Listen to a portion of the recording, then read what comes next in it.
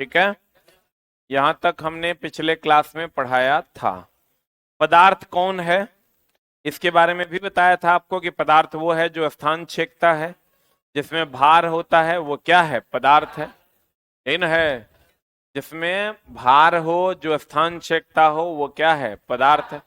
जिसे हम अपने ज्ञानेंद्रियों से महसूस कर सकते हैं, वो क्या है? पदार्थ है। आप पदार्थ 5 प्रकार के होते हैं: ठोस, द्रव, गैस, प्लाज्मा और बोस आइंस्टीन कंडेंसेट। यहां तक हम लोगों ने पिछली कक्षा में पढ़ा था। उसके बाद हम लोगों ने पढ़ा था कि सूर्य और तारों की ऊष्मा किस अवस्था के कारण होती है? सूर्य और तारों की ऊष्मा प्लाज्मा अवस्था के कारण होती है। सूर्य और तारों की ऊष्मा प्लाज्मा अवस्था के कारण होती है। ठीक है, प्लाज्मा पदार्थ की कौन सी अवस्था है? चौथी अवस्था। ठीक है, उसके बाद हम लोगों ने अगली कक्षा में पढ़ा था कि नीचे से ऊपर जाने पर दाब का मान घट जाता है। पीछे का पर्दा गिरा दीजिए। नीचे से ऊपर जाने पर हमने पढ़ा था कि नीचे से ऊपर जाने पर दाब का मान क्या हो जाता है? दाब घटता है। नीचे से ऊपर जाने पर दाब का मान क्या होता है? घटता न है। दाब घटेगा तो हम बोले थे कि भैया नीचे से ऊपर जाने पर दाब का मान अगर घटेगा तो वायुमंडलीय दाब जो होगा वो बाहरी दाब से, बाहर का दाब अगर 80 हो जाएगा, फिर भी अंदर का दाब 2100 होगा। अगर यहाँ 100 है, 100 होगा। अब बाहर का दाब 80 हो जाएगा, फिर भी वायुमंडल अंदर का दाब कितना होगा? 100। तो ऊंचाई पर जाने पर वायुमंडलीय दाब से अधिक दाब होगा ना एरोप्लेन के अंदर। यही बताए थे ना। तो ऊंचाई पर जाने पर वायुमंडलीय दाब से अधिक दाब होगा किसके अंदर? एरोप्लेन के अंदर। बोलो न रे। उसके बाद हमने पिछली कक्षा में पढ़ा था दाब 2 प्रकार का होता है। दाब कितने प्रकार का होता है? एक होता है दोस्त ठोस का दाब, एक होता है द्रव या गैस का दाब। ठोस का जो दाब होता है वो होता है बल बटा क्षेत्रफल। द्रव का और गैस का दाब जो होता है वो होता है रो जी एच। हमने आपको कहा था क्षेत्रफल कम होगा तो दाब ज्यादा होगा, क्षेत्रफल ज्यादा होगा तो दाब कम होगा। ये न बात है। तो हमने बताया था आपको कि नाखून से आप किसी बैलून को फोड़िए और सुई से फोड़िए तो सुई का क्षेत्रफल कम है तो इसका दाब ज्यादा होगा। उसके बाद हमने आपको बताया था कि 2 पैर पे आप खड़े होइए, एक पैर पे खड़े होइए, एक पैर या एक उंगली पे खड़े होइए। तो जब उंगली पे खड़े होइएगा तो क्षेत्रफल सबसे कम होगा, और क्षेत्रफल सबसे कम होगा तो दाब सबसे ज्यादा होगा। पिछले क्लास में हमने यही पढ़ा था। क्रमबद्ध ज्ञान को विज्ञान कहते हैं। आप देख लीजिए आप क्लास रेगुलर अटेंड कर रहे हैं कि नहीं। उसके बाद हमने पढ़ा था द्रव या गैस का दाब जो है वो किस किस पर निर्भर करता है? रो पर, जी पर, एच पर। यहाँ रो घनत्व है, जी गुरुत्वीय त्वरण है और एच क्या है? गहराई। बहुत उत्तम बात।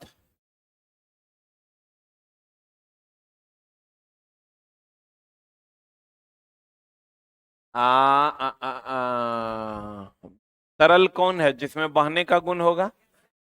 द्रव और गैस में बहने का गुण है तो द्रव और गैस क्या है? तरल है। जिसमें ठोस में बहने का गुण नहीं ना है तो ठोस तरल नहीं है। ठोस तरल है क्या? नहीं है। ये पिछले क्लास में हमने पढ़ा था। उसके बाद हम लोग आज पढ़ने वाले हैं, चला पास्कल चचा के नियम। केकर नियम? सच पूछो तो पास्कल चचा ने गरीबों के साथ बहुत अन्याय किया, मजदूरों के साथ बहुत अन्याय किया। अब कहोगे सर कैसे किया? पवन जी बर्दाश्त कीजिए, वो भी करवाएंगे। आप कहिएगा सर कैसे किया? Pascal's law. उसके लिए हम लोग पढ़ेंगे, चला पास्कल्स लॉ। पास्कल्स लॉ क्या होता है?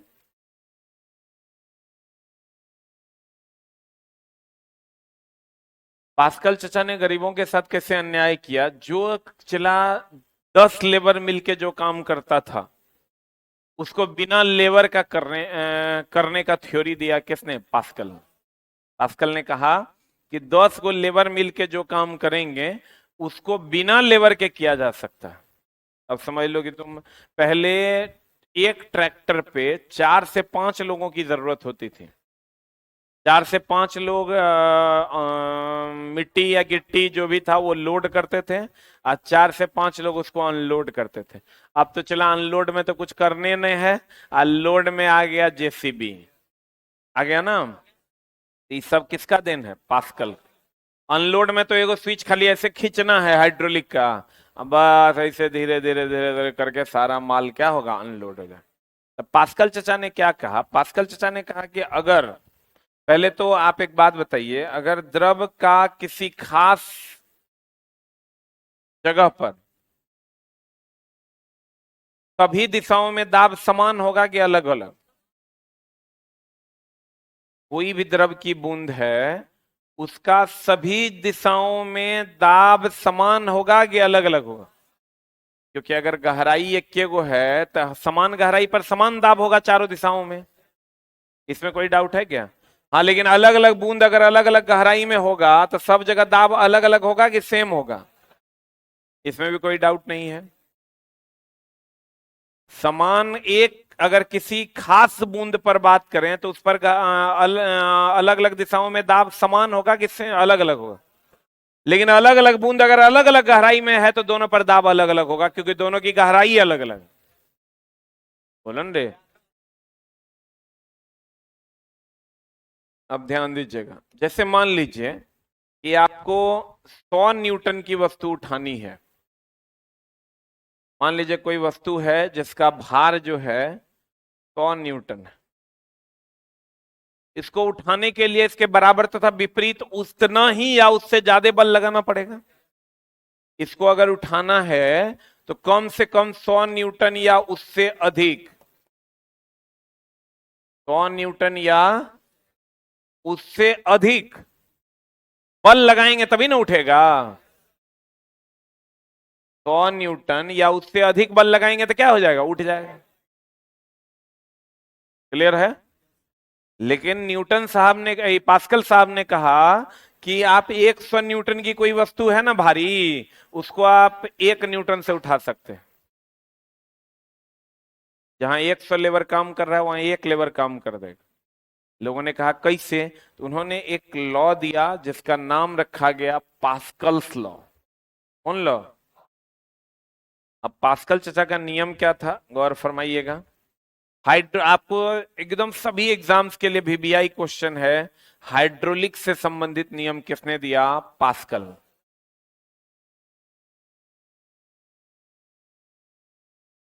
क्या नियम दिया उन्होंने? गौर फरमाइएगा।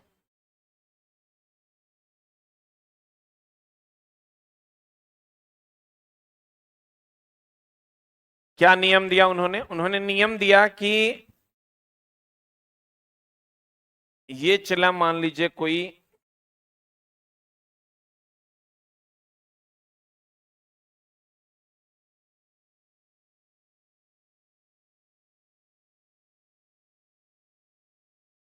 ये कोई द्रव है।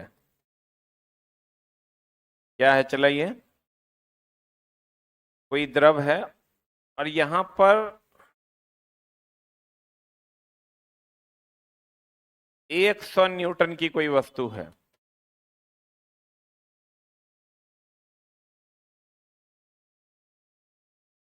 यहां पर 1 न्यूटन का बल लगाया जा रहा है।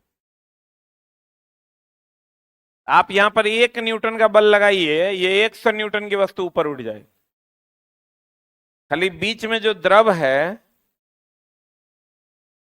जो द्रव है, इसके कुछ गुण होने चाहिए। क्या गुण होना चाहिए? जैसे एक बात बताओ कि कागज है किसी के पास? छोड़ दो है। एक होता है कंप्रेसिबल, एक होता है नॉन कंप्रेसिबल। चलो साइंस है, पढ़ना पड़ेगा। ये आर्ट्स नहीं है कि तुम कहानी सुन लोगे।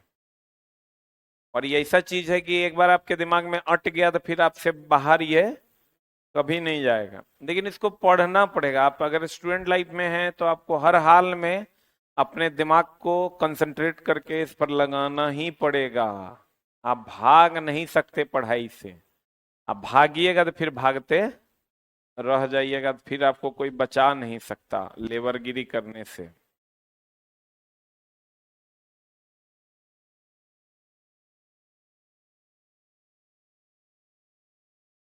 अगर मान लीजिए ये कागज है, हम इस पर एक बल लगा रहे हैं ऐसे।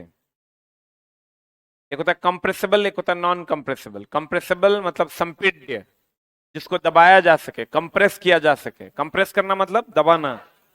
नॉन कंप्रेसिबल मतलब असंपीड्य, मतलब जिसको दबाया न जा सके। जैसे देखिए, इसको हम ऐसे दबा सकते हैं, इसको दबाएंगे देखिए दब जाएगा, दब गया ना, ये कंप्रेसिबल है। इसको हम ऐसे दबाएंगे चला और ये दब जाएगा, ये कंप्रेसिबल है। तो ये कभी हम पर धक्का लगा पाएगा? लगा पाएगा। लेकिन ये नॉन कंप्रेसिबल है, ये नॉन कंप्रेसिबल, ये हम पे धक्का लगा देगा। तो यहां जो बल लगाएंगे वो बल यहां तक तब ट्रांसफर हो जाएगा जब ये जो द्रव इसमें भरा हुआ है ये असंपीड्य होगा। असंपीड्य होगा मतलब नॉन कंप्रेसिबल होगा।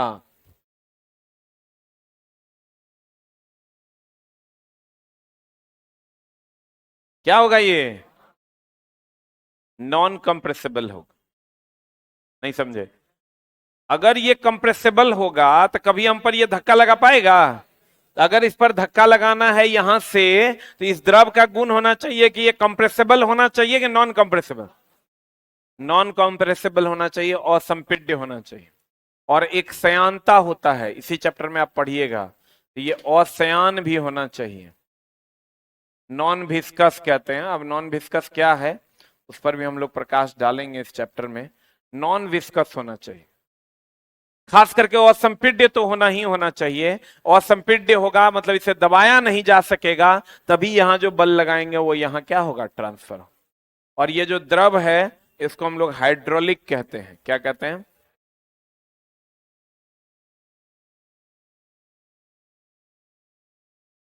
ये हाइड्रोलिक से सिद्धांत, ये एकदम छोटा से छोटा बड़ा से बड़ा सब एग्जाम में पूछता है, पास्कल ने क्या सिद्धांत दिया था? तो हम कहेंगे हाइड्रोलिक से संबंधित सिद्धांत दिया था। पास्कल ने किससे संबंधित सिद्धांत? और जितना हाइड्रोलिक ब्रेक, हाइड्रोलिक क्लच, आप पहले के जमाने के ट्रैक्टर को याद कीजिए। पहले के जमाने का ट्रैक्टर जो हम लोग चलाते थे तो एकदम वैसे ऐसे पूरा जोर जोर से मोड़ना पड़ता था। अभी हम लोग कहते हैं पावर स्टीयरिंग आ गया है।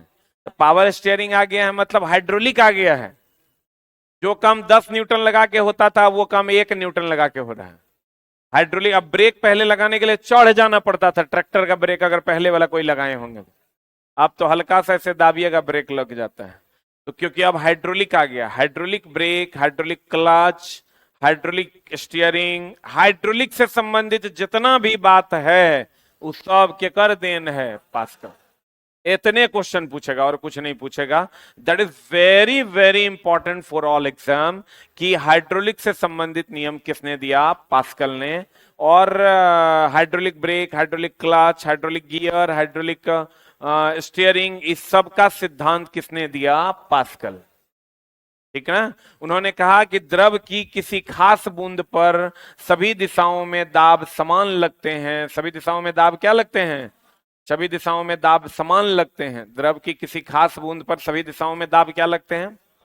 क्या लगते हैं? समान लगते हैं। और अगर कोई असंपीड्य द्रव हो, अगर कोई असयान द्रव हो, तो उस पर जब हम बल लगाएंगे चला, तो 1 न्यूटन का बल लगाने से 100 न्यूटन के बराबर काम होता है। और यही सिद्धांत किसने दिया था? पास्कल। किसने दिया? इतना झोल झाल आपको पूछेगा नहीं, आपको सीधे पूछेगा हाइड्रोलिक ब्रेक किस सिद्धांत से संबंधित है? हाइड्रोलिक किस सिद्धांत से संबंधित है? पास्कल के सिद्धांत से संबंधित है। Any doubt?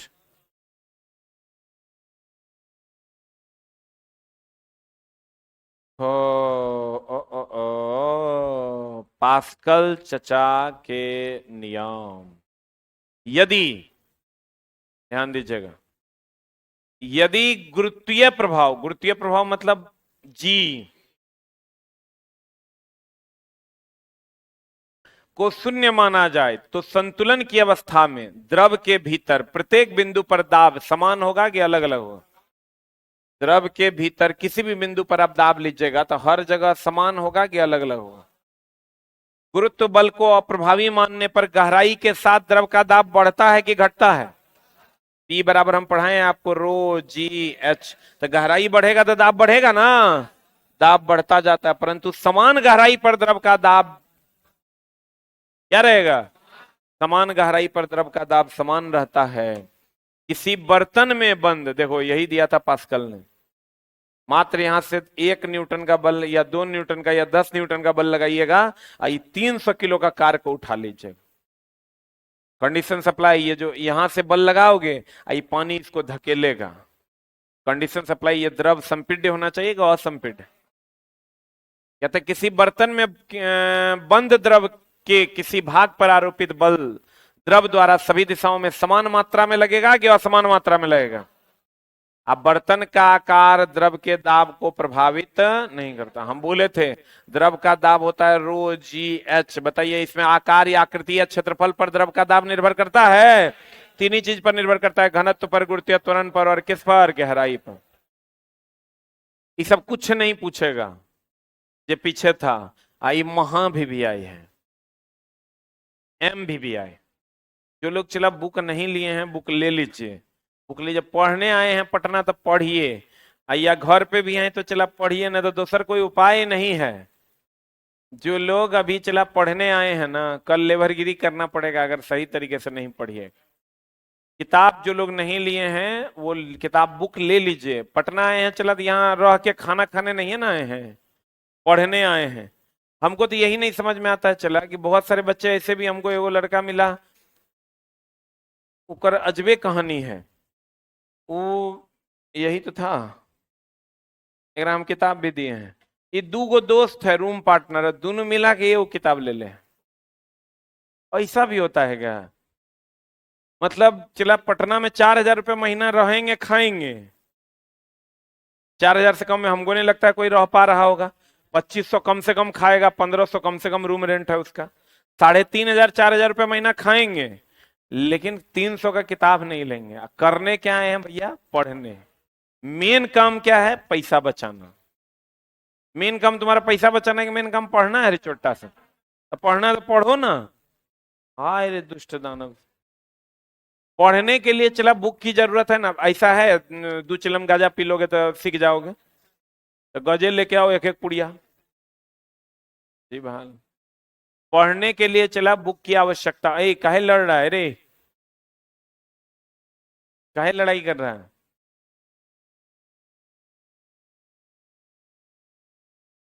पढ़ने के लिए चला तो बुक की आवश्यकता है ना, नहीं होगी तो आप कैसे पढ़िएगा? नहीं पढ़ पाइएगा। हमको लगता है इतना भी गरीबी नहीं है कि 3,500 टका लेके रहेंगे। लेकिन कभी आप सोचें चला एक बार अगर आपकी चीजें मिस हो गई इस बार खाली 2023-24 में, फिर 6 साल के लिए रोटी बेलने के लिए तैयार हो जाए, कोई नहीं बचाएगा। नहीं तो फिर प्राइवेट में जाके समझ ही रहो क्या होगा तुम्हारा। बहुत गड़बड़ स्थिति है चला प्राइवेट का, इसलिए थोड़ा सा पढ़ने में सिंसियरिटी लाइए। आपकी बुक कहाँ है? उखड़ गया तो उसको फेविकॉल वगैरह देके चिपकाइए, अच्छा बच्चा बनिए।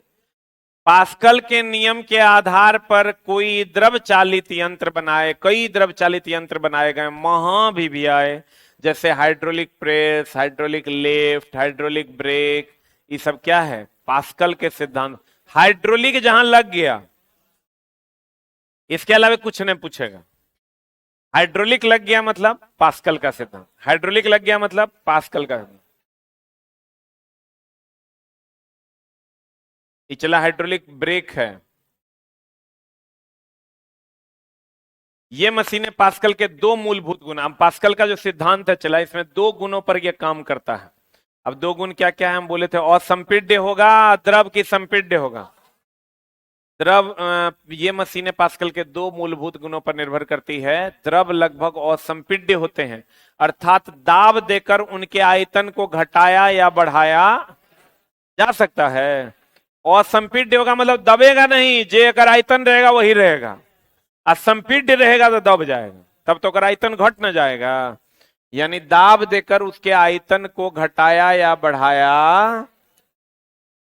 फिर कहता है किसी भी दाब के अधीन वे किसी भी भाग में क्या कर सकते हैं, पहुंच सकते हैं।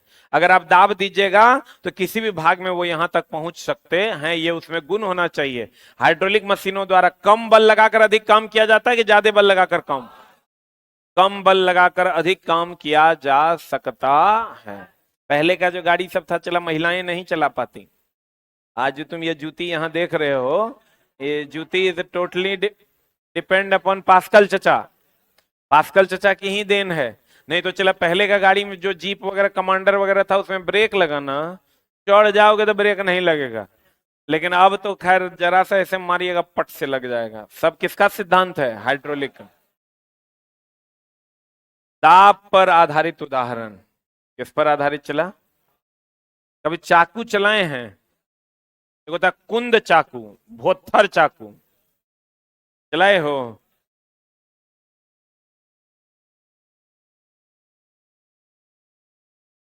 कुंद या भोथर चाकू देखे हो?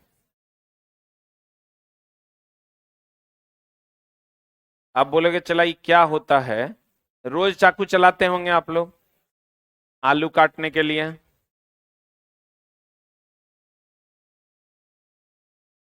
भुजिया बनाने के लिए ना।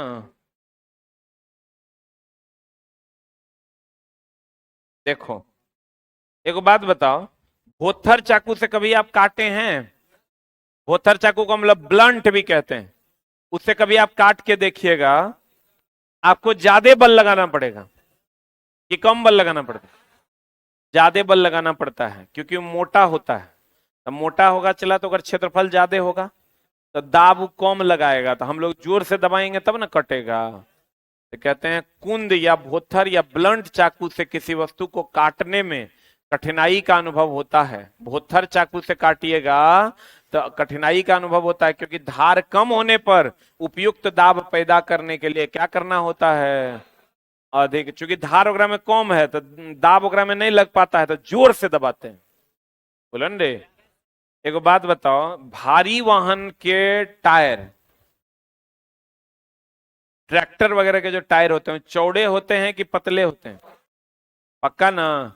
कहते हैं भारी बोझा ढोने वाले ट्रकों के टायर कैसे बनाए जाते हैं? कैसे बनाए जाते हैं? क्यों? क्योंकि दाब बराबर होता है बल बटे क्षेत्रफल। तो अगर क्षेत्रफल ज्यादा होगा तब ना दाब कम लगेगा, और दाब कम लगेगा तो ये चक्का जो है कम दाब लगेगा तो ये ज्यादा दूर तक लेके जा पाएगा, और ज्यादा दाब लगेगा तो ये फूट जाएगा। बोलेंगे। फिर कहते हैं चला वायुयान में बैठे यात्री, हम बोले थे चला तुमको कि नीचे से ऊपर जाने पर दाब घटता है कि बढ़ता है? नीचे से ऊपर जाने पर दाब का मान घटता है। तो नीचे से ऊपर जाने पर दाब घटता है। यहां अगर 100 पास्कल होगा, यहाँ 80 पास्कल होगा, तो यहाँ पर जो अंदर का दाब 100 पास्कल होगा, ऊपर जाएगा ना तो चला 100 पास्कल ही मेंटेन करने की कोशिश तो करेगा। लेकिन अगर जरा सा भी कहीं लीकेज हुआ, थोड़ा सा भी प्रेशर कम हो गया, मान लो 99 पास्कल भी हो गया, तो आपका जो पेन होगा उसकी स्याही फट फट निकलने लगेगी। फाउंटेन पेन की, नॉर्मल पेन की नहीं। फाउंटेन पेन जानते हैं? इंक भर के जो लिखते हैं। अरे पहले नहीं लिखा करते थे इंक, उसी को पता नहीं तुम लोग देखा है कि नहीं। फाउंटेन पेन जगह में इंक दबात से भर के तब जो लिखा करते थे, फाउंटेन पेन की स्याही निकल जाती है। दूसरा, ऊंचाई पर अगर हम लोग जाते हैं तो बताओ ऊंचाई पर क्या होता है कि सांस लेने में दिक्कत होगा कि आरामदायक होगा? दूसरा देखो, जब ऊपर जाते हैं ना तो दाब घटता है। दाब क्या होता है? दाब घटता है, क्वथनांक भी घटता है। क्वथनांक समझते हैं? Boiling point. बॉइलिंग पॉइंट वह पॉइंट होता है जिस पर कोई चीज खौलता है। बॉइलिंग पॉइंट वह पॉइंट होता है। हम कमेंट देख रहे हैं आकाश जी, आप पढ़ने पे ध्यान दीजिए ना।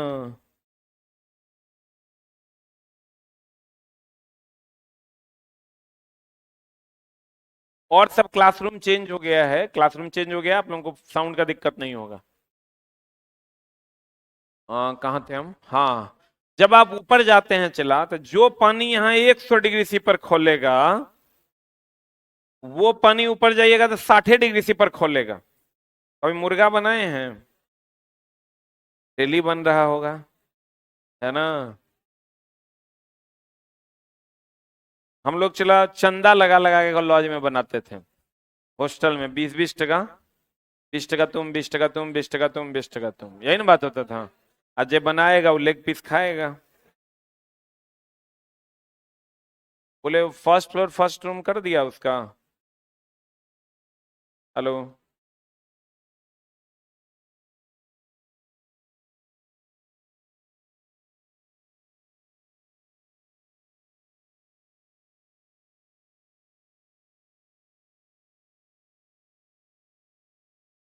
बोले फर्स्ट फ्लोर फर्स्ट रूम कर दिया, पक्का? ठीक।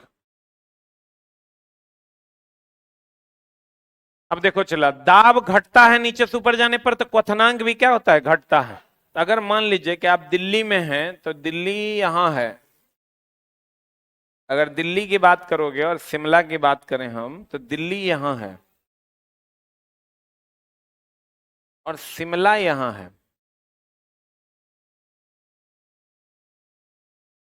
यहां क्या है चला, दिल्ली, यहां क्या है, शिमला। दिल्ली का टेम्परेचर है 100 डिग्री सी, और शिमला 100 डिग्री सी पर यहां पानी खोल जाएगा। दिल्ली में, दिल्ली नीचे है, शिमला कहाँ है, ऊपर।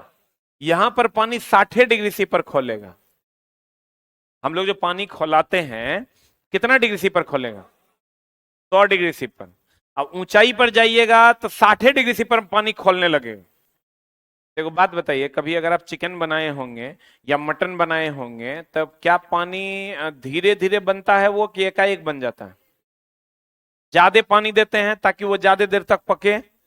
लेकिन जब आप पहाड़ पे खाना बनाइएगा ना, तो वहां जो आप मटन में चला पानी दीजिएगा, ये पानी 120 125 पर मटन बनता है, 60 पर पानी वाष्प बन जाएगा। कितना पर? तो पानी नहीं रहेगा जो पकेगा, जलने लगेगा। हम ही नहीं कहते खाना नहीं बनेगा, खाना बनेगा, लेकिन खाना बनाने में क्या होगा, मुश्किल होगा। जैसे यहाँ हम लोग 1 किलो मटन है तो 1.5 लीटर पानी डालते हैं, वहां 1 किलो मटन में 5 किलो पानी डालना होगा, तब वो धीरे धीरे करके क्या होगा, बनेगा। तो कहने का मतलब, जब ऊंचाई पर जाते हैं तो खाना बनाना क्या होता है, मुश्किल होता है। कभी कभी ऐसा होता है चला कि यहाँ पर अगर 100 पास्कल है, यहाँ 80 पास्कल है, तो यहाँ जो आदमी है इसके शरीर का 100 पास्कल ही है, तो ये संतुलित है। लेकिन जब ऊपर जाता है, कोई आदमी पहाड़ पे चढ़ गया, कहाँ चढ़ गया, तो यहाँ इसके अंदर का 100 पास्कल होता है। अब बाहर का प्रेशर कम हो जाता है, high pressure to low pressure में कभी कभी नाक से खून निकलने लगता है। हम बोले तो कोई भी चीज जब भी निकलेगा, high pressure to low pressure निकलेगा। तो चला ये 100 पास्कल है, ये 80 पास्कल है, तो 100 से 80 में कभी कभी नाक से क्या निकलने लगता है, खून निकलने। तो पर्वतारोही जो पर्वत पर चढ़ते हैं, उसके नाक से कभी कभी क्या निकलने लगता है, खून निकलने। वहां भी आए। फाउंटेन पेन की स्याही क्यों निकलती है, क्योंकि नीचे से ऊपर जाइएगा आप, बाहर का प्रेशर कम होता है, high pressure to low pressure में फ्लो कर जाता है। बोलन रे। कभी कभी मनुष्य जो पर्वतारोही है, उनके नाक से क्या निकलने लगता है, खून निकल, क्योंकि ऊपर जाने पर प्रेशर कम होता है, और उसका जो पहाड़ पे चढ़ता है उसका प्रेशर 2100 पास्कल है, तो 100 से 80 में फ्लो कर जाता है उसका खून नाक से। बोलो ना रे। अब गौर फरमाइएगा, तो नीचे से ऊपर जाने पर दाब घटता है कि बढ़ता है, क्या होता है? नीचे से ऊपर जाने पर दाब घटता है तो क्वथनांक भी घटता है।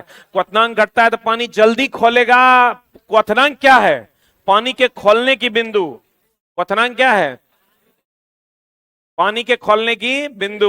तो भैया जितना पर पानी खोलेगा, या कोई भी चीज जितना पर खोलेगा, वही उसका बॉइलिंग पॉइंट हो गया। क्वथनांक को इंग्लिश में कहते हैं बॉइलिंग पॉइंट, बॉइल करने का पॉइंट। बॉइल करने का पॉइंट मतलब खोलने का पॉइंट। बोलन रे।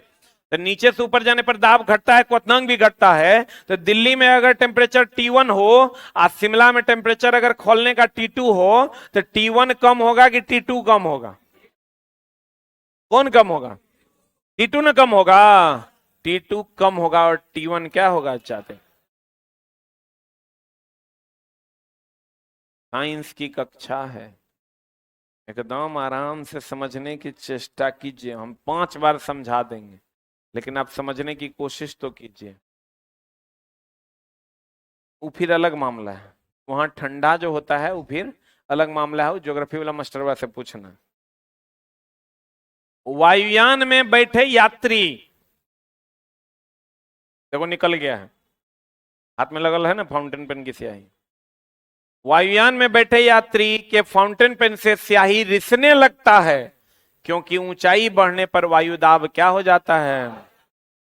तो चला, बाहर का दाब जो होगा, इसके बाहर का दाब अगर 80 पास्कल हो जाएगा ऊंचाई पर, इसके अंदर का दाब 100 पास्कल है, और जरा सा लीक अगर कहीं पर हुआ, ये 99 पास्कल भी हो गया। अब मनुष्य के शरीर का दाब जो है 100 पास्कल है, तो 100 से 99 में या पेन की स्याही कहो या जो भी को खून उन सब निकलने लगेगा। इसीलिए उसको क्या करके रखा जाता, बंद करके रखा जाता है। उच्च रक्तचाप, हाई ब्लड प्रेशर से पीड़ित व्यक्ति को वायुयान में यात्रा न करने की सलाह दी जाती है। अब देखो, हाई ब्लड प्रेशर वाला जो व्यक्ति होगा, अब मान लो कि बाहर का ब्लड प्रेशर 80 है, नॉर्मल आदमी है तो 100 है, अननॉर्मल आदमी अगर अपने 180 हो गया तो बहुत तेजी से ना निकलने लगेगा, नाक से खून निकलेगा, मर जाएगा। बोलो रे, नॉर्मल रहेगा तो 20 का डिफरेंस रहेगा, अननॉर्मल हाई बीपी वाला होगा तो अगर ब्लड प्रेशर हो जाएगा 180, हाई टू लो में क्या हो जाएगा, तेजी से फ्लो करने लगेगा और वो आदमी क्या हो जाएगा, मर जाएगा। नीचे से ऊपर जाने पर दाब का मान क्या होता है, घटता है। क्या होता है,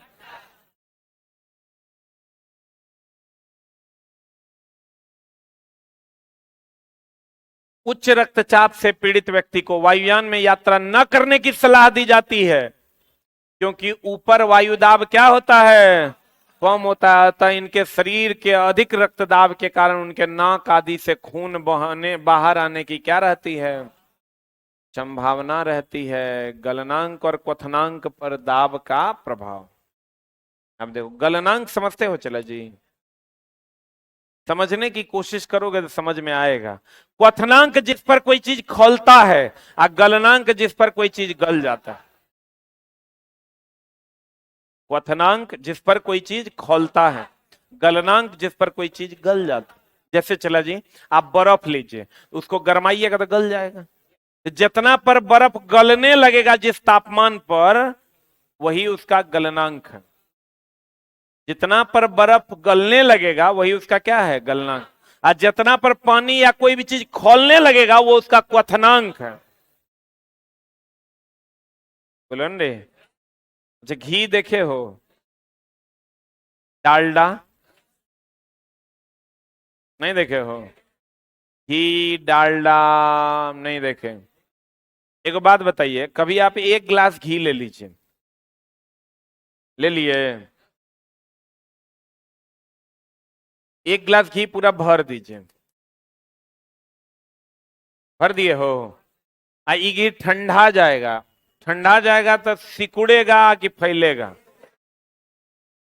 पक्का ना, ठंडा जाएगा तो सिकुड़ेगा कि फैलेगा, ठंडा जाएगा तो क्या होगा, गर्म करोगे तो क्या होगा। घी देखे हो ना, आप एक गिलास घी ले लीजिए या किसी कंटेनर में घी रख दीजिए जो लिक्विड स्टेज में हो, और जब वो जम जाएगा ना तो थोड़ा कम हो जाएगा। डालडा में भी यही गुण है। आप डालडा को भी चला एक गिलास में ले लीजिए, और जब ठंडा जाएगा तो कम जाएगा। लेकिन आप पानी ले लीजिए,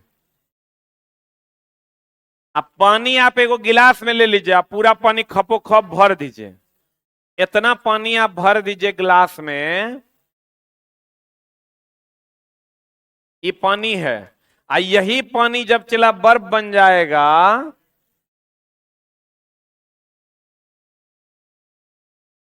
तो बढ़ जाएगा। आप करके देख लीजिएगा। फ्रीज है ना आपके पास, नहीं है, देखे हैं कि नहीं, देखे हैं, बहुत बढ़िया बात। ये पानी जब बर्फ बन जाएगा तो पहले आयतन इसका इतना है, अब ये बढ़ जाएगा। बर्फ में उल्टा गुण है, बर्फ में क्या है, उल्टा गुना, बाकी जितना भी आप घी डालडा वगैरह वगैरह, ये चला ठंडा हो रहा है, तो ठंडा होने के बाद बढ़ जा रहा है कि घट जा रहा है? आप बाकी जितना भी है, जैसे आप घी ले लीजिए, घी ले लीजिएगा, चला जी, तो घी इतना है मान लीजिए भरा हुआ है, इसको घी को ठंडा कर दीजिए। घी जब जम जाएगा, घी जब जम जाएगा, घी जब जम जाएगा तो थोड़ा कम हो जाएगा। घी गर्म है, ये घी जो है जम गया, क्या हो गया चला? ये घी क्या है, गर्म है कि ठंडा है? यहाँ घी क्या हो गया, जम गया। तो जम गया तो घट गया कि बढ़ गया? लेकिन आप पानी को जब आप जमा दीजिएगा, बर्फ बना दीजिएगा, तो ये बढ़ जाए। नहीं समझे? घी को ठंडा कीजिएगा तो घटेगा। आप करके देख लीजिएगा, एक गिलास घी लीजिएगा और उसको ठंडा कीजिएगा, थोड़ा कम हो जाए। आप पानी को गर्म ठंडा कीजिएगा तो आप देखिएगा बढ़ जाएगा। तो ठंडा करेंगे तो जम के बढ़ जाएगा, तो गर्म करेंगे तो पिघल के घटियो न जाएगा।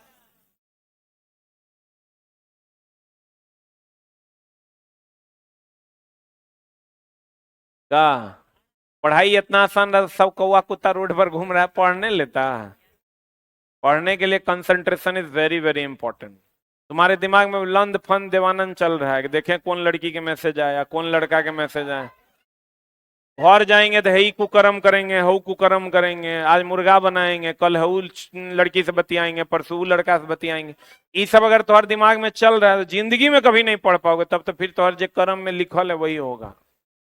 इसलिए चाहे पढ़ने के लिए तो 100% कंसंट्रेशन चाहिए ही चाहिए, दूसरा कोई उपाय नहीं है।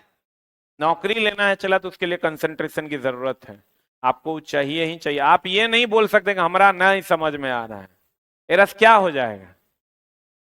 मास्टर जगह पैसा लेना था लिया, अब तोरा समझ में आए ना आई तो हर काम है, हमरा की फर्क पड़ेगा, 5 ग्राम घटिए जाएगा तो जो 10-20 को बाहर खड़ा है वो बैठ जाएगा, मेरे लिए क्या फर्क पड़ेगा? एक में 2 मरियो जाएगा तो हमारा फर्क नहीं पड़ेगा, कल 2 मर जाएगा हमारा पतो नहीं चलेगा के मरा। तो चला हमको फर्क नहीं पड़ता है, लेकिन आपको फर्क पड़ेगा।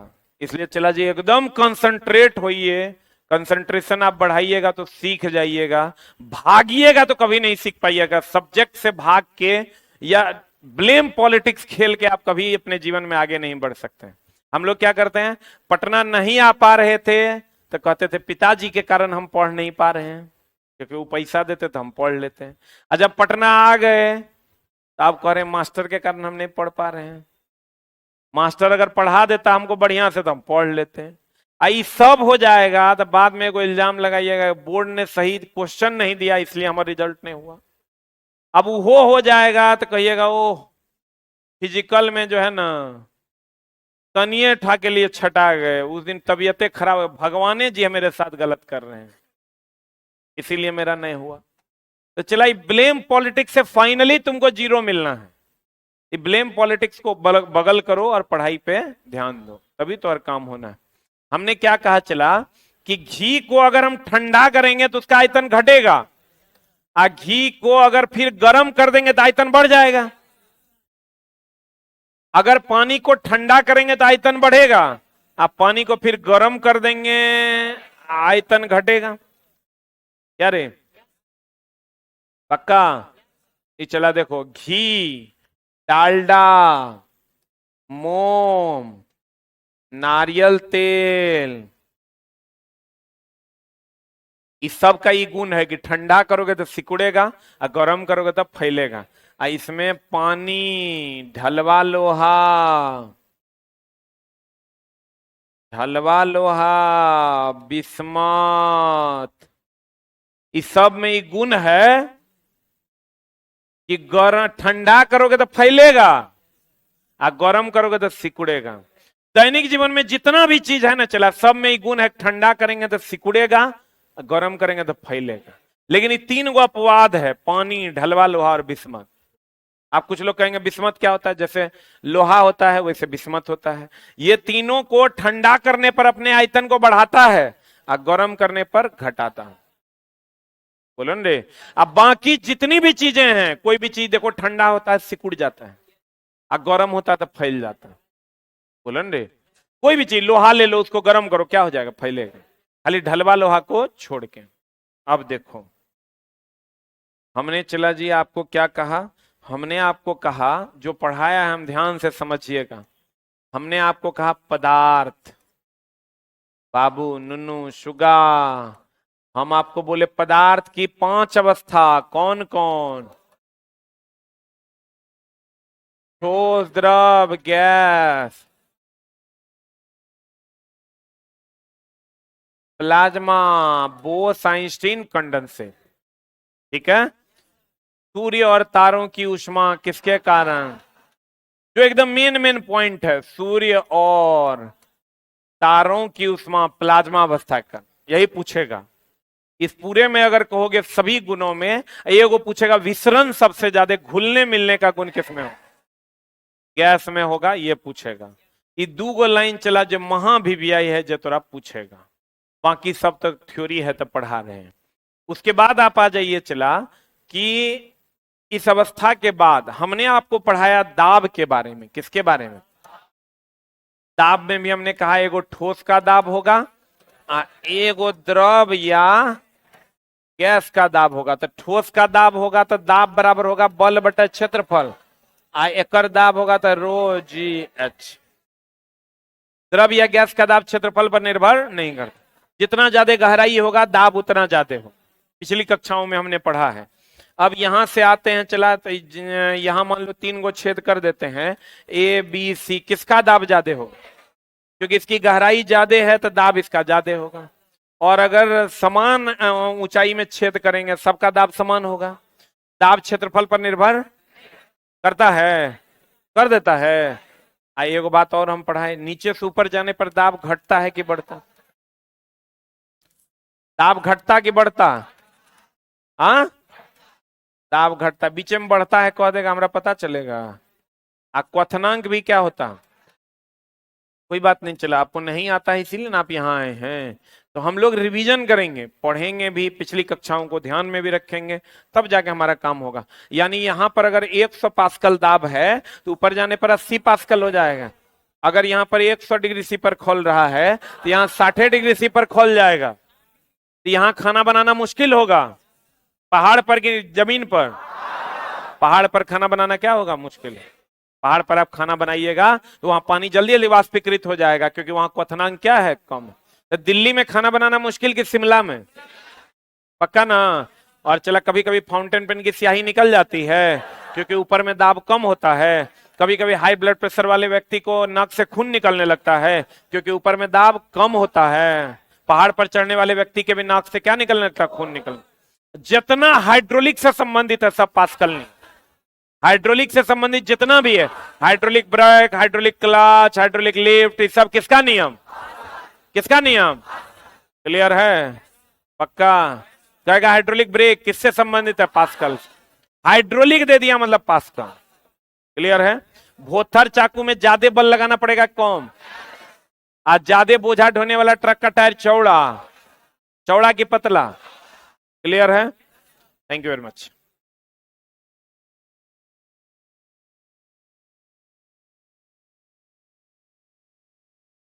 चला जी, फिजिक्स कंप्लीट होगा तब केमिस्ट्री और बायो चलेगा।